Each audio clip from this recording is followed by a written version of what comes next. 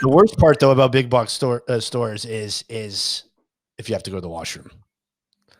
You know what I mean? So when I was at the click and collect in IKEA, like, again, I told you it was a decent experience, but we had to sit in the car, which is great. You know what I mean? You just listen to radio and you just kind of, I guess you got to pick up your order and they drive it to you. So it's going to take 10 minutes. I mean, you are like in a massive parking lot outside of the warehouse. So they got to move around and drop things off. I get it. Yeah. But like I had a rumble in the jungle, if you know what I'm saying. And I was thinking to myself, surely they don't have public washrooms washrooms for the folks here, right? Because you got to be socially distanced. And so it got me thinking, and maybe we can just talk about it now as a topic, but like public washrooms, man, what is your take? Like growing up and maybe even to this day, like what is your take on using public washrooms, and specifically if you have to take a number 2? Because the number 1 is a joke, right? Like you go for guys, yeah. But you see women just going for a nice little squat ski, behind the bush too. So it's not a big deal. But number 2, you need it's a bit of a process there.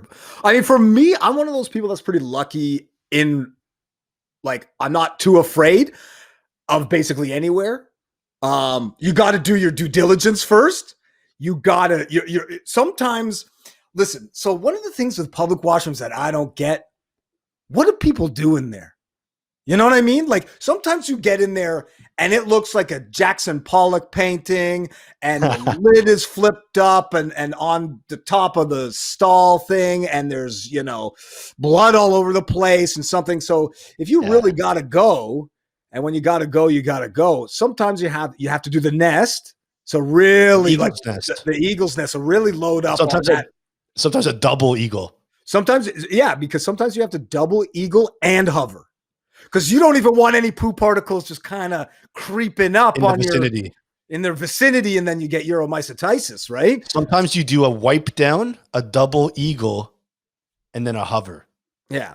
Sometimes it's probably best to bring a bug sprayer and just give yourself your own bidet and just spray it right up there.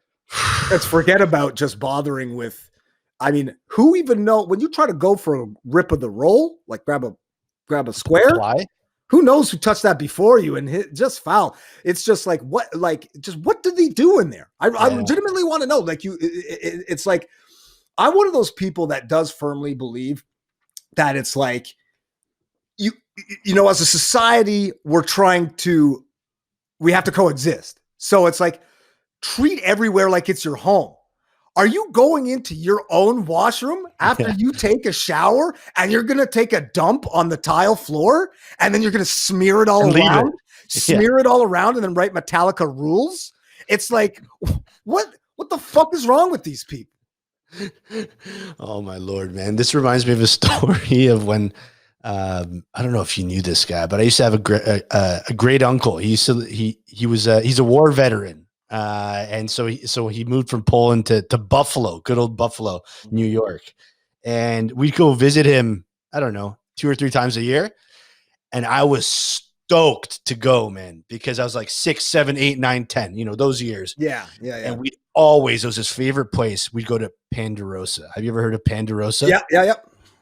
I don't know if they have them in Canada. I'm sure there's one lingering somewhere in like probably Niagara Falls. I don't know. Yeah. Something like that. Yeah. But it's a buffet, man. It's a North American buffet. And I remember I'd get the fried chicken and the chowders and all that stuff. And I get pretty pumped. There's a full ice cream bar at the end. Like for a kid, it's amazing. Mm-hmm. And let me just tell you, like when you like do a quick 360 of the environment in a Ponderosa, at least in Buffalo, it's clear to see that the people there are very passionate about eating North American buffets, let's just say.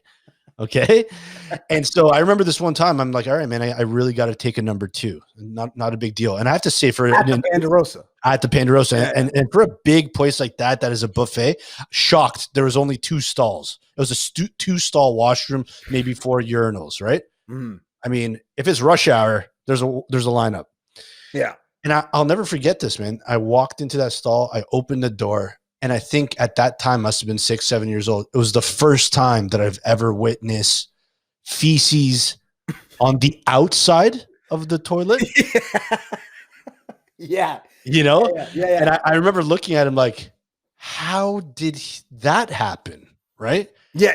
And then I checked the next one and it was okay. And I was like, all right, like someone, like we need to call somebody. Better. It was mildly better. Yeah. And at that point, you're not doing eagle's nest because you're sticks. You know what I mean? You're kind of like, whatever. You're hoping your feet hit the fucking floor.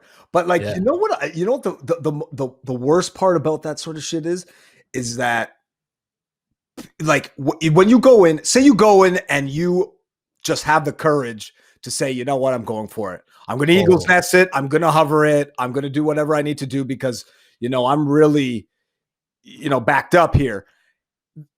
Then you bounce. These people treat this thing like God knows what. Then you bounce and there's always like a dude waiting for you out front. And you're just like pointing back. Like, I swear, like that was not me. That wasn't me. I mean, good luck. And so I remember I was at Gabby's, it was in the Junction, and I went down and I actually did have to go number 2, but someone had fucking clogged it. Right. And so I was like, shit out of luck. No pun intended. And then I was like, all right, I'll just have to fucking hold it in. And then this dude came back, and cause I was the only one, again, it's a small one too. And so this dude came down and I kind of like looked at him and I was like, it's not working. And he just flipped. And now it was sort of directed at me, I guess, thinking that, I probably did it or whatever, which trust me, I would admit if I did do it. Sure. But he was so I'm assuming this guy just had to dump so fucking badly that like he probably said, fuck it. Went at women's bathroom. Or even at the top of the bowl. Like he just said, you know what? I'm going to do an upper decker here because I gotta get loose. Cause like, this is just not working out for me. And I'm really, it's go time. It's go time. I got knots in my stomach.